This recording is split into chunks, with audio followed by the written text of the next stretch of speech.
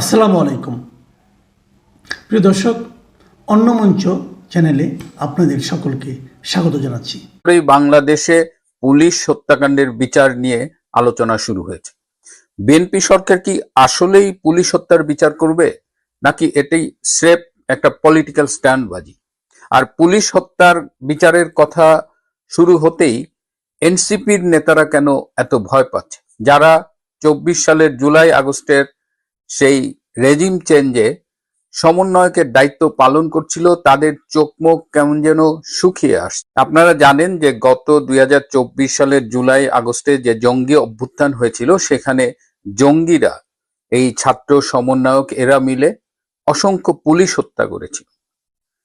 সরকারি হিসেবে বলা হয়েছে যে 44 জন পুলিশকে হত্যা করা হয়েছে, কিন্তু বেসরকারি হিসেব মতে এই সংখ্যাটি অনেক বেশি। একটি পত্রিকা বলেছিল প্রায় 3250 জন পুলিশকে হত্যা করা হয়েছে। অনেকেই বলছেন যে শত শত পুলিশকে হত্যা করা হয়েছে। এক্স্যাক্টলি কত পুলিশকে হত্যা করা হয়েছে এই সংখ্যাটা আমরা জানতে পারিনি। কিন্তু 5ই আগস্টের পরে অনেক পুলিশ আর চাকরিতে ফিরে আসেননি। তারা কোথায় গেছেন, তারা বেঁচে আছেন কিনা, এগুলো আজও জানা যায়নি।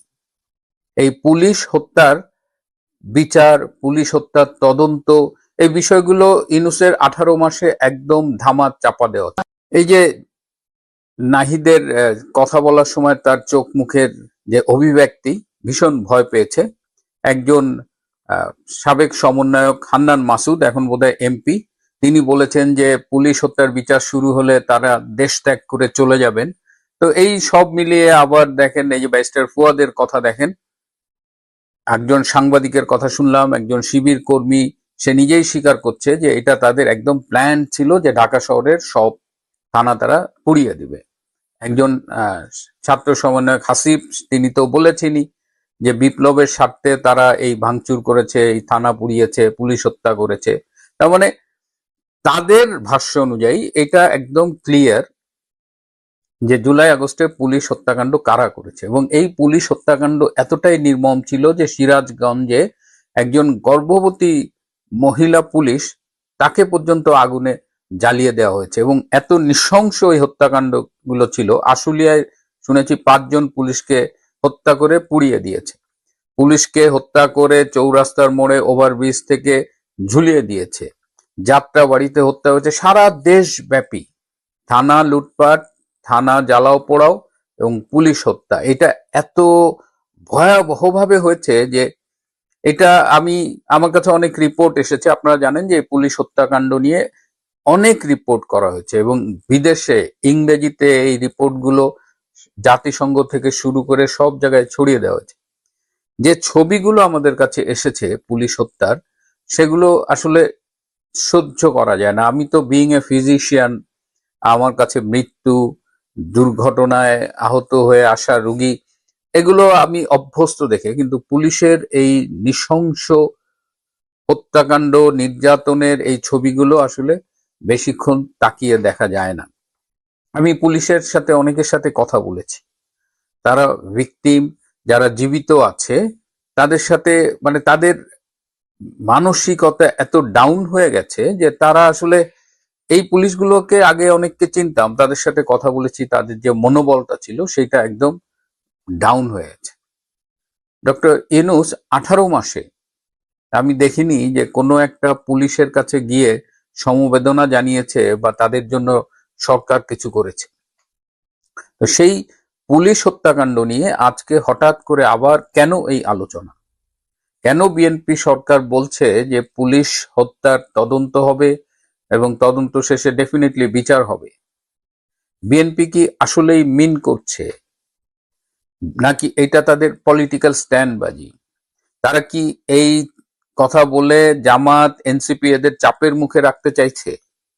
কারণ এনসিপির নেতারা অভিযোগ করেছে যে এই হত্যাকাণ্ড, এই পুলিশ হত্যাকাণ্ডের সাথে নাকি বিএনপিও জড়িত। আবার একজন দেখলাম প্রবাসী বোধহয়, তিনি গাড়িতে চড়ে চড়ে সরকারকে বলছে যে না, এই বিচার করবেন না, করবেন না, করবেন না। আমি জানি না সেই তরুণীটি কে বা তার এত ক্ষমতা কোত্থেকে আসে যে তিনি সরকারকে বলছেন যে বিচার করা যাবে না। তো এই ঘটনাগুলো নিয়ে এখন আলোচনা হচ্ছে। আমরা এই দেশে রাজনীতি দেখেছি যে একটা বিষয় থেকে চোখ সরানোর জন্য আরেকটা বিষয় এনে সামনে দাঁড় করানো হয়। তো পুলিশ হত্যার বিচার কি সেরকম কিছু কিনা সেটা নিয়ে সন্দেহ আছে। কিন্তু পুলিশকে যদি ফুললি ফাংশনাল করতে হয় বাংলাদেশে, পুলিশ গত 18 মাসে যে পারফর্ম করেছে সেটা তাদের আসলে রেগুলার পারফরমেন্স না। তো পুলিশকে মানসিকভাবে চাঙ্গা করতে হলে এই হত্যার বিচার করতেই হবে। যতদূর জানি যে ইতিমধ্যে পুলিশের পক্ষ থেকে বিএনপি সরকারকে জানিয়ে দেওয়া হয়েছে যে তারা পুলিশ হত্যার তদন্ত এবং বিচার চায়। এবং আমি যতদূর খবর পেয়েছি যে পুলিশ হত্যার টোটাল তদন্তটা অলরেডি পুলিশ হেডকোয়ার্টারের তত্ত্বাবধানে এটা কিন্তু করা আছে। পুলিশ পুরো ঘটনা তদন্ত করেছে, পুলিশ জানে কারা কোথায় কোন ঘটনা ঘটিয়েছে, কারা পুলিশ হত্যা করেছে, কিভাবে হত্যা করেছে, অর্থাৎ পুরো বিষয়টার একটা তদন্ত হয়ে আছে। কিন্তু ডক্টর ইউনূসের কারণে এইটি আর সারফেসে আসেনি। কিন্তু এখন একটা সরকার এসেছে, ভালো হোক মন্দ হোক, সেই সরকারের কাছে পুলিশের পক্ষ থেকে দাবি তোলা হয়েছে। এখন বিএনপি যদি পুলিশকে ফাংশনিং করতে চায়, ফুললি ফাংশনিং, কারণ অলরেডি দেখেন এই যে আমি যখন আপনাদের সাথে কথা বলছি তখন বেশ কয়েকটা ডিস্টার্বিং খবর পেলাম যে দাদাকে হত্যা করে নাতনিকে ধর্ষণ করা হয়েছে, ধর্ষণের পরে নাতনিকে হত্যা করা হয়েছে। এবং এই রেকর্ডিং করার আগে দেখলাম আরেকটা জায়গায় একই কাণ্ড হয়েছে, ধর্ষণ করে হত্যা হয়েছে। অর্থাৎ সারা দেশে অপরাধ বাড়ছে এবং এই দেশে অপরাধ নিয়ন্ত্রণে রাখার জন্য সবার আগে যে বাহিনীটা কাজ করে সেটা হলো পুলিশ বাহিনী। সুতরাং সেই পুলিশ বাহিনীকে মানসিকভাবে ডাউন রেখে তাদের জীবনের নিরাপত্তা নিশ্চিত না করে যদি আমরা আশা করি যে বাংলাদেশের আইন শৃঙ্খলা বা রাতারাতি ঠিক হয়ে যাবে, সেটা ঠিক না। আর এনসিপি জামাত কেন ভয় পাচ্ছে?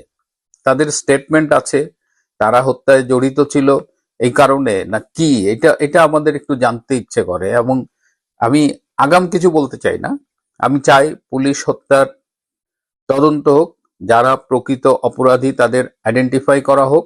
সেটা বিএনপি কিন্তু বলেনি যে পুলিশ হত্যায় শুধুমাত্র এনসিপিকেই শাস্তির আওতায় আনা হবে বা বিচারের আওতায় আনা হবে। বিএনপি সরকার বলেছে পুলিশ হত্যার তদন্ত হবে এবং বিচার হবে। কিন্তু ঠাকুর ঘরে কে আমি কলা খাই নেওয়ার মতো এনসিপি কিন্তু আতঙ্কিত হয়ে উল্টাপাল্টা বলা শুরু করছে, একদম এনসিপির এ টু জেড। আবার জামাতও দেখি এনসিপির সমর্থনে কথা বলছে। কেন? আমরা একটা ফেয়ার ট্রায়াল চাই। যদি বিএনপি এটা মনে করে যে এটা একটা স্ট্যান্ডবাজি, তারা এটা দিয়ে প্রেসার ক্রিয়েট করবে জামাত এনসিপির উপরে, তাহলে সেটা তাদের রাজনৈতিক কৌশল হতে পারে। কিন্তু এটা আমি নিশ্চিত করে বলতে পারি, যদি বিএনপি করে ভালো, বিএনপি না করলেও বাংলাদেশের মাটিতে আজ হোক কাল হোক পুলিশ হত্যার তদন্ত সাপেক্ষে বিচার হবেই। ফৌজদারি অপরাধ কখনো তামাদি হয় না, যতই দিন যাক। এই দেশে বঙ্গবন্ধু হত্যার বিচার হয়েছে কত বছর পরে? 75 সালে তাকে হত্যা করা হয়েছে সপরিবারে, প্রায় সবাই, সব সদস্য সহ। সেটার বিচার শুরু হয়েছে 96 এর পরে। সো পুলিশ হত্যার বিচার বাংলাদেশে হবেই। এনসিপির যারা যারা এই পুলিশ হত্যার সাথে জড়িত ছিল তাদেরও বিচার ডেফিনেটলি হবে। এখন হান্নান মাসুদের মতো যদি তারা দেশ ত্যাগ করতে চায় বা বিচার এড়ানোর জন্য দেশ ছেড়ে পালিয়ে যায়, সেটা অন্য কথা, কিন্তু বিচার হবেই। 7 দিন ধরে একের পর এক বিস্ফোরক দাবি, কিন্তু কোনো দিক থেকেই কোনো পক্ষ থেকেই কোনো জবাব নেই। তাহলে নীরবতা কি সম্মতি নাকি কৌশল? আরো লাশ চাই, 24 জুলাই আগস্টে এই ভয়ঙ্কর নির্দেশটা কে দিয়েছিল? কার নির্দেশে ঢাকার রাজপথে নেমেছিল স্নাইপাররা? এমন কিছু অভিযোগ নিয়েই আজকের কথা, যা সত্য হলে রাষ্ট্র কেঁপে উঠতে বাধ্য, আর মিথ্যা হলে এটাই হবে সবচেয়ে ভয়ঙ্কর বিভ্রান্তি। এজন্যই আমরা বারবার প্রশ্ন রাখছি, জানতে চাইছি সত্যটা আসলে কি। আগেও বলেছি, এই প্রতিবেদনের তথ্যগুলো স্বতন্ত্রভাবে যাচাই করা হয়নি, তবে অভিযোগগুলো এতটাই গুরুতর যে উপেক্ষা করারও সুযোগ। নর্থ ইস্ট নিউজের দাবি অনুযায়ী 2024 সালের জুলাই আগস্টকে ঘিরে একটি পরিকল্পিত সহিংসতার নকশা তৈরি করা হয়েছিল। অভিযোগ রয়েছে এই পরিকল্পনার অংশ হিসেবে 2 জন সাবেক সেনা কর্মকর্তা মাঠে নেমেছিলেন। এদের নাম বলছে নর্থ ইস্ট নিউজ। একজন হলেন ব্রিগেডিয়ার অবসরপ্রাপ্ত জগলুল আহমেদ এবং অন্যজন মেজর অবসরপ্রাপ্ত ফেরদৌস। এবং বলা হচ্ছে এই ফেরদৌস সমন্বয় করেছিলেন বরখাস্ত লেফটেন্যান্ট কর্নেল হাসিনুর রহমানের সঙ্গে। প্রশ্ন হচ্ছে এই সমন্বয়টা কি ছিল, কিংবা এই সমন্বয়ের উদ্দেশ্য আসলে কি ছিল? কেন তখনকার গোয়েন্দা বাহিনী এই সমন্বয়ের উদ্দেশ্য আবিষ্কার করতে পারেনি, বা করে থাকলে কেন এটি যথাযথ কর্তৃপক্ষের কাছে উপস্থাপন করেনি? নর্থ ইস্ট নিউজ বলছে জুলাই 16 থেকে আগস্ট 4 এই সময়ের যে হত্যাকাণ্ডগুলো ঘটেছে, এই হত্যাকাণ্ডগুলোর অধিকাংশই ছিল টার্গেটেড শুটিং।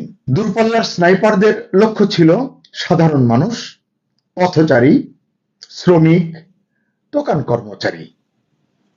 আর উদ্দেশ্য হত্যাকাণ্ডের দায় সরকার এবং পুলিশের উপর চাপানো, যাতে ক্ষোভে ফেটে পড়ে তরুণ সমাজ, বিদ্রোহ উস্কে ওঠে। বলার অপেক্ষা রাখে না, এই উদ্দেশ্য সফল হয়েছিল। অরাষ্ট্রীয় শক্তিগুলো মানে নন স্টেট অ্যাক্টর গুলোর দ্বারা সৃষ্ট সশস্ত্র অস্থিরতা আন্তর্জাতিক মনোযোগ এবং সমর্থন লাভ করেছিল, এবং সামরিক বাহিনীর একটা অংশ এই অরাষ্ট্রীয় শক্তিগুলোকে সুরক্ষা দিয়েছিল বলে অভিযোগ। নর্থ ইস্ট নিউজ বলছে শেখ হাসিনা সরকারের পতনের আগের দিনগুলোতে একটি গুরুত্বপূর্ণ রাজনৈতিক দলের বিদেশে অবস্থানরত এক শীর্ষ নেতা অন্তত 2 জন অবসরপ্রাপ্ত সেনা কর্মকর্তাকে আরো লাশ ফেলার নির্দেশ দিচ্ছিলেন। প্রশ্ন হচ্ছে একজন রাজনৈতিক ব্যক্তির নির্দেশ কেন সামরিক বাহিনীর সদস্য শুনবেন? এই প্রশ্নটি করে রাখলাম। আরো ভয়ঙ্কর বিষয় হলো ডিজিএফআই এবং এনএসআই এর তৎকালীন প্রধানরা দেশে সহিংসতার মাত্রা বিস্তৃত এবং গভীর করার যে পরিকল্পনা ওই সময় নেওয়া হয়েছিল, সেই পরিকল্পনা সম্পর্কে তৎকালীন স্বরাষ্ট্রমন্ত্রী আসাদুজ্জামান খান কামালকে অবহিত করেছিলেন। এই প্রতিবেদনে সুনির্দিষ্টভাবে বলা হয়েছে 2024 সালের 18 জুলাই তৎকালীন ডিজিএফআই প্রধান মেজর জেনারেল অবসরপ্রাপ্ত হামিদুল হক এবং এনএসআই এর DG major general Mohammad Hossain Al Morshed ব্যাপক হত্যাকাণ্ড চালানোর ষড়যন্ত্র সম্পর্কে আসাদুজ্জামান খান কামাল এবং সরকারের আইন শৃঙ্খলা সমন্বয় কমিটিকে অবহিত করেছিলেন। এবং প্রসঙ্গত বলে রাখি, এই কামালই ছিলেন সেই সমন্বয় কমিটির প্রধান।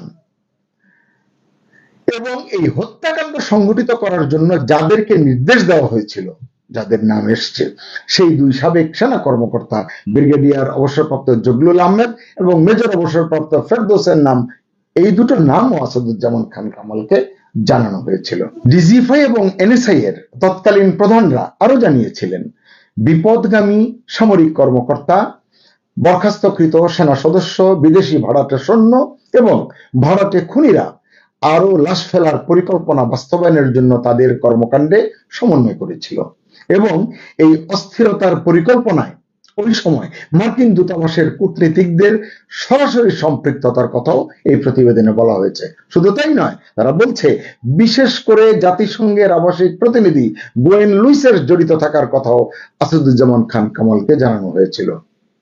প্রশ্ন হচ্ছে যে প্রতিটি জায়গা থেকে, একাধিক জায়গা থেকে তাকে জানানো হয়েছে এবং সুনির্দিষ্ট করে বলা হয়েছে, তাহলে স্বরাষ্ট্রমন্ত্রী তৎকালীন আসাদুজ্জামান খান কামালকে যদি সব জানানো হয়, তিনি তাহলে কি ব্যবস্থা নিয়েছিলেন? তিনি যে সমন্বয় কমিটির প্রধান, তার পদক্ষেপে বা কি নেওয়া হয়েছিল? এই প্রতিবেদনে আরো বলা হয়েছে 7 স্টার নামের একটি আন্ডারগ্রাউন্ড গ্রুপের সম্পৃক্ততাও নাকি ছিল এই যে মানুষ হত্যার যে পরিকল্পনা তার মধ্যে। এছাড়াও কিছু নাম উঠে এসেছে প্রতিবেদনে।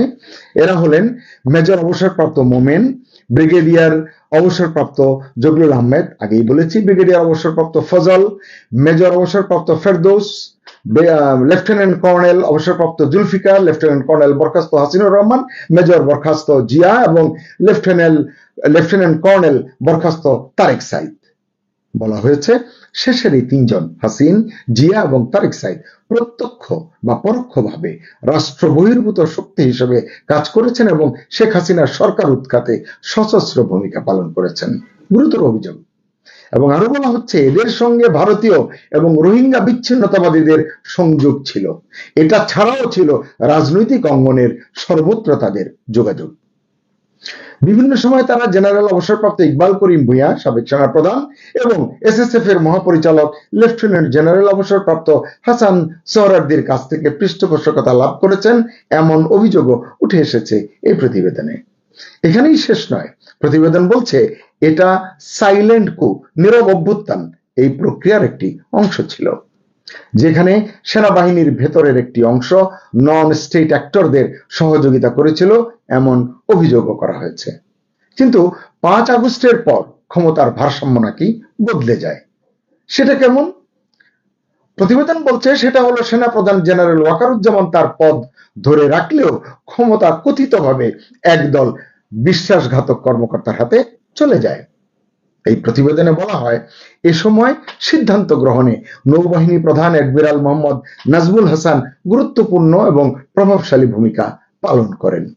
অ্যাডমিরাল হাসান ডিজিএফআই এর major general Hamidul Haque, NSI এর প্রধান major general T M Zubayer এবং অন্যদের নিয়ে কর্মরত ও অবসরপ্রাপ্ত সামরিক কর্মকর্তাদের একটি নেটওয়ার্ক গঠিত হয়েছিল ওই সময়। এদের অনেকেই প্রধানমন্ত্রীর নিরাপত্তা উপদেষ্টা মেজর জেনারেল অবসরপ্রাপ্ত তারেক সিদ্দিকের প্রতি অসন্তুষ্ট ছিলেন। এটি আমরা আরো একটি কন্টেন্টে বলেছি। তিনি ব্যাপক অজনপ্রিয় একজন কর্মকর্তা ছিলেন। এই পরিকল্পনার অংশ হিসেবে ঢাকার রাওয়া ক্লাবে, অর্থাৎ রিটায়ার্ড আর্মি অফিসার্সদের যে ক্লাব, সেই ক্লাবে অবসরপ্রাপ্ত কর্মকর্তাদের নিয়মিত বৈঠক অনুষ্ঠিত হতো, এটিও বলা হচ্ছে। এবং বলা হচ্ছে জামাতে ইসলামীর এক দণ্ডিত নেতার আত্মীয় এক সামরিক কর্মকর্তা এই নেটওয়ার্কের কিছু অংশ সমন্বয় করতেন। প্রতিবেদনে বলা হয়, জানা যায় মার্কিন special operation officer Terrence Orville Jackson, যিনি ওয়েস্টিন হোটেলে মারা গিয়েছিলেন রহস্যজনকভাবে, তিনি 2024 সালের মার্চ মাসে প্রথমবার ঢাকায় আসেন এবং তার দেওয়া তথ্যের ভিত্তিতেই অ্যাডমিরাল হাসান এবং সাবেক সেনাপ্রধান জেনারেল অবসরপ্রাপ্ত ইকবাল করিম ভূঁইয়ার মতো ঊর্ধ্বতন সামরিক কর্মকর্তারা নাকি এই কৌশলগুলো তৈরি করেন। প্রতিবেদনে বলা হয়েছে, অভিযোগ রয়েছে ব্রিগেডিয়ার রফিকের আর্টিলারি ডিভিশন গ্রুপ এবং বিজিবি মহাপরিচালক মেজর জেনারেল মোহাম্মদ আশরাফুজ্জামান সিদ্দিকী এই পরিকল্পনায় সরঞ্জাম সরবরাহ করেছিলেন। অন্তর্ঘাতমূলক কার্যকলাপের প্রমাণ থাকা সত্ত্বেও এনএসআই এর ডিজি মোর্শেদ কোনো পদক্ষেপ নিতে পারেননি বা এইসব বিষয় সরকারকে জানাতেও তিনি ব্যর্থ হয়েছিলেন বলে এই প্রতিবেদনে বলা হয়েছে। নর্থ ইস্টের প্রতিবেদনে 2024 সালের 5 আগস্টের নীরব অভ্যুত্থানের প্রধান রাজনৈতিক সুবিধাভোগী হিসেবে বিএনপির নাম উল্লেখ করা হয়েছে।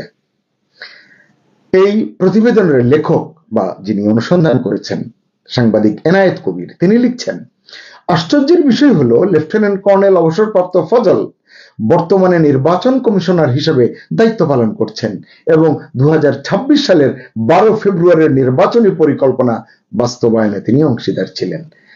এই তথ্য থেকে কি বুঝবো আসলে পরিকল্পনা কি এখনো বহমান রয়েছে, এখনো চলমান রয়েছে? এরকম অনেক তথ্য আছে, আমি আর বড় করতে চাই না। শেষ করার আগে প্রশ্ন করতেই হবে, আরো লাশটাই এই কথাটা কে বলেছিলেন? কার নির্দেশে মাঠে নেমেছিল স্নাইপাররা? এই ষড়যন্ত্রে জড়িত সাবেক এবং কর্মরত সেনা কর্মকর্তারা কারা তারা এবং তাদের কার দায় কতটুকু?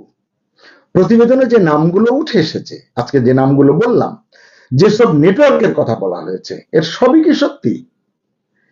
প্রশ্নগুলো আসলে ধারাবাহিকভাবে তুলে ধরলাম এই কারণেই, কারণ সত্যটা জানার অধিকার রয়েছে দেশের মানুষের। বাংলাদেশের রাজনীতি এখন যেন এক বিপজ্জনক ট্র্যাফিজের খেলা।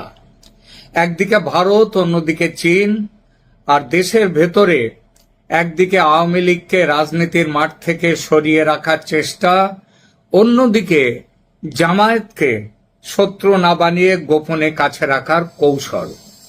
এই চারদিক সামলে তারেক রহমানের দরকার, তারেক রহমান যে সরকার, সেই সরকার আসলে কি করতে চাইছে? তারা কি নতুন এক ভারসাম্য তৈরি করছে, নাকি এমন এক দড়ির ওপর হাঁটছে যেখানে একবার পা ফসকালেই ভেঙে পড়বে পররাষ্ট্রনীতি, অভ্যন্তরীণ রাজনীতি, এমনকি নিজেদের ক্ষমতার ভিত্তিও? কারণ ঘটনাগুলো আলাদা আলাদা নয়, সবই এক সূত্রে বাঁধা। দেখুন, 7 এপ্রিল দিল্লিতে খলিলুর রহমানের সফর, বিজেপির সভাপতির উদ্দেশ্যে বিএনপি দলের সভাপতি তারেক রহমানের চিঠি, এস জয়শঙ্করের সঙ্গে বৈঠক, ভিসা ও সম্পর্ক পুনর্গঠনের আলোচনা, তেলের চাহিদা আর সারের চাহিদা, এসবের পরেই চীনের কমিউনিস্ট পার্টির আমন্ত্রণে বিএনপির উচ্চ পর্যায়ের প্রতিনিধি দলের চীন সফরে যাওয়া। অর্থাৎ দিল্লির দিকে হাত বাড়ানোর পরপরই বেজিং এর দিকেও হাত বাড়ানো হয়েছে। এটা কি কেবল কূটনীতি, নাকি এটা ক্ষমতা টিকিয়ে রাখার বড় খেলা? আজ আমরা সেটাই বুঝতে চাইব এই প্রতিবেদনে। প্রথমে ভারতের প্রসঙ্গ। দিল্লি সফরে বাংলাদেশের পক্ষ থেকে টু ট্র্যাক আলোচনা একসঙ্গে চালু করা হয়, সরকারি ট্র্যাক এবং দলীয় ট্র্যাক। খলিলুর রহমান সরকারি বৈঠক করেন, আর প্রধানমন্ত্রী তারেক রহমানের পররাষ্ট্র উপদেষ্টা হুমায়ুন কবির, তিনি বিজেপি নেতা বিজয় চোথাওয়ালের হাতে তারেক রহমানের চিঠি তুলে দেন, যা ছিল বিজেপির সভাপতি নীতিন নবীনের উদ্দেশ্যে লেখা। এখানে বার্তাটি পরিষ্কার। তারেক রহমান সরকার শুধু ভারত রাষ্ট্রের সঙ্গে নয়, ভারতের ক্ষমতাসীন দল বিজেপির সঙ্গেও সরাসরি রাজনৈতিক লাইন খুলতে চায়। এটা দক্ষিণ এশিয়ার রাজনীতিতে খুবই গুরুত্বপূর্ণ, কারণ অনেক সময় রাষ্ট্রের আনুষ্ঠানিক কূটনীতির চেয়ে ক্ষমতাসীন দলের সঙ্গে রাজনৈতিক আস্থার চ্যানেল বেশি কার্যকর হয়। দিল্লির সঙ্গে এই সফরে আলোচনায় ছিল সম্পর্ক জোরদার করা, ভিসা প্রথা সহজ করা, জ্বালানি, সার, নিরাপত্তা, এমনকি নিরাপত্তা বিষয়ে অজিত ডোভালের পর্যায়ের যোগাযোগও রয়েছে এখানে। কিন্তু একই সঙ্গে আরেকটি অস্বস্তিকর বিষয়ও ছিল। বাংলাদেশ বলেছে শেখ হাসিনার প্রত্যর্পণ ইস্যু আলোচনায় উঠেছে, কিন্তু ভারতের রিড আউটে শেখ হাসিনা নিয়ে সিদ্ধান্ত তো দূরের কথা, আলোচনা যে হয়েছে তারও কোনো উল্লেখ নেই। এখানেই কূটনীতির ভাষা আর রাজনীতির ভাষা আলাদা হয়ে যায়। ঢাকার ভেতরের রাজনীতিতে সরকারকে দেখাতে হয় যে তারা হাসিনা নিয়ে প্রশ্ন তুলেছে, হাসিনাকে দেশে ফেরত আনার ব্যাপারে লড়াই